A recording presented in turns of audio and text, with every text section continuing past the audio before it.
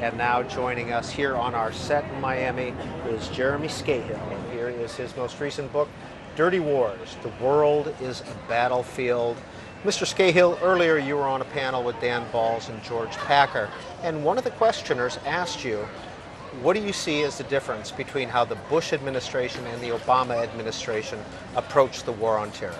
Right. I mean, I think that, first of all, it's great to be with you here on C-SPAN and on Book TV.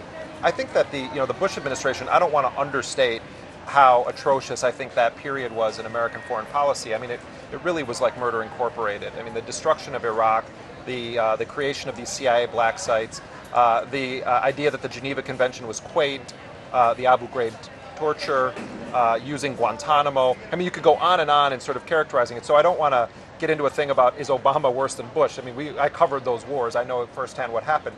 Under President Obama, I think what we have is someone who has sort of rebranded some of the more egregious aspects of the Bush-Cheney counterterror apparatus, and I think has convinced himself and his advisors have convinced him that they're waging a smarter war. So they're relying on the drones much more than the Bush administration did, using small-scale teams of covert operators to conduct what they call kinetic operations, either kill or capture. And because Guantanamo remains open, despite the president's pledge to close it during his time in office, I think that the Obama administration doesn't want to capture too many people. So the kill-capture program has generally become a kill program. And so at the end of the day, I think the enduring legacy for President Obama on the issues I cover is that he made possible a continuation of the Bush-Cheney counterterrorism apparatus. I imagine Dick Cheney like fishing or fly fishing on his boat somewhere in Wyoming, sort of having a good chuckle and saying, thank God Obama was president, because the next time we're in power, we're going to be able to continue doing this stuff. Jeremy Scahill, how large is the drone program in the U.S. right now? Well, I mean, we have very little information about it. I mean, let's remember that for almost the entire first term that President Obama was in office, he never publicly mentioned the drones except on a Google Plus Hangout in response to a question that a young person had asked him. No U.S. officials would ever publicly own that the U.S. even had a drone program. An American citizen was killed in a drone strike, this guy Anwar al-Awlaki, who was from the United States and then went to Yemen and was making all these YouTube videos. They killed him in September of 2011. 600 days later, President Obama actually finally gives a speech where he owns the fact that the U.S. is doing this. But there are secret bases that have been revealed now in Saudi Arabia, Oman, in East Africa. My understanding is that there also is a facility inside of Yemen. And of course in Afghanistan, drones are being flown across the border into Pakistan. For some time there was also a drone base in Pakistan that Blackwater, the mercenary company, worked on as well. And of course I wrote a book about that company. I mean, it's a pretty large program. And to me, one of the things that's fascinating and sort of devastatingly awful about the whole thing is that you can have guys who are trained drone pilots. It's not true that they're unmanned. They very much are manned, but they're manned remotely. You can have a drone pilot sitting in a trailer on a military base in the southwest of the United States, and he is engaging in a bombing operation in Pakistan or Yemen, and he gets into his SUV at the end of the day to drive off the base, and he passes a sign that says, "Buckle up, this is the most dangerous part of your day." Meaning that you're in a war zone, theoretically, and you're dropping actual bombs on people, but you have a greater chance of being hit by another vehicle or having a traffic accident than you do in being killed in a war that you're engaged in. Jeremy Scahill is our guest. His most recent book, Dirty Wars, The World is a Battlefield. If you were watching Book TV a little bit earlier, you saw him on the panel with Dan Balls and George Packer. 202 is the area code, 585-3890 if you live in the East and Central time zones, 585-3891 for those of you in the Mountain and Pacific and beyond time zones. Go ahead and dial in. You can also send a tweet. @BookTV is our Twitter handle. What is JSOC? The Joint Special Operations Command is the most elite team of commandos, soldiers, SEALs, Navy SEALs that has ever been created in the U.S. national security apparatus. It actually started in 1980 after the failed hostage rescue mission in Iran. There was this movie Argo that Ben Affleck made. There's a whole other story that wasn't dealt with in that, and that is that the U.S. military was authorized by President Carter to go in and to rescue the American hostages who had been taken when our embassy was seized during the Islamic Revolution of 1979. That operation was a disaster. And the Navy was fighting with the Army was fighting with the Air Force, a helicopter crashed because of a sandstorm, and after that, the Pentagon and officials in the White House began discussing the creation of a sort of full-spectrum all-star team. And they originally acquired two what are called special missions units that could conduct deniable operations. One was SEAL Team 6, and SEAL Team 6, at the time there were actually only two Navy SEAL teams, but they called it SEAL Team 6 because they wanted the Soviets to believe they had a greater capacity than they did for these kinds of commando operations. And the other was the Army's Delta Force. And for much of its existence, it operated in the shadows in small-scale operations, doing high-value hostage rescue. They were involved with the killing of Pablo Escobar, the Colombian drug lord, hunting war criminals in the Balkans.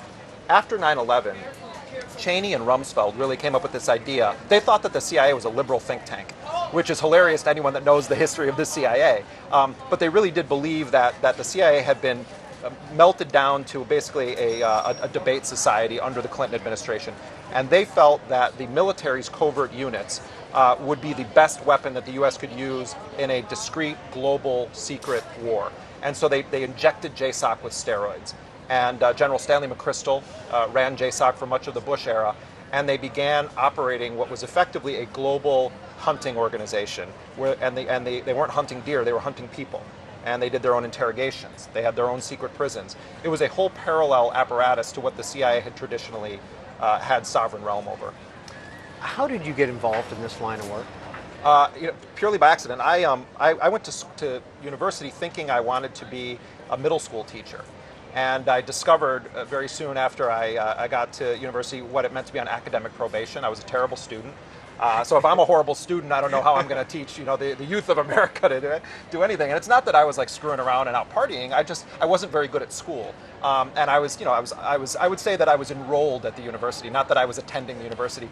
And after 3 years, this was in Wisconsin, after 3 years I decided that I wanted to do something in the real world. And I moved to this homeless shelter in Washington, D.C., the Community for Creative Nonviolence, which was just 2 blocks from the Capitol, at the time, hundreds of people. And I started, I was mopping floors and cleaning toilets and taking a lot of veterans, actually, to doctor's appointments. People, at that time for me, the idea that a veteran was living in a homeless shelter, was just stunning to me. And I would talk to all of these old guys, but I started listening to a lot of talk radio. And I had never heard of this woman, Amy Goodman, who hosts a show called Democracy Now! And I heard her one day on the radio, and she's taking on Newt Gingrich, the Speaker of the House, and she's reporting on rebels who are fighting to overthrow Mobutu Sese Seko in the Congo, and talking about social justice struggles in the United States, on racial issues and immigration issues. And I said, I want to be a part of that. So some of the young folks watching today may not be familiar with the terms I'm about to use, but I used a pen and some what we call paper, and I wrote her something we used to call a letter, and put it inside of it's called an envelope, and I licked this thing called a stamp, and anyway. So I sent her a letter saying I want to sort of do anything for you that I can. If you have a dog, I'll walk your dog, or I'll feed your cat. And then I started going to events. She never responded, and I was stalking her basically, not in a creepy way, but I was stalking her. And I think she had to decide whether to get a restraining order against me or let me volunteer. And she let me volunteer, and I learned journalism as a trade.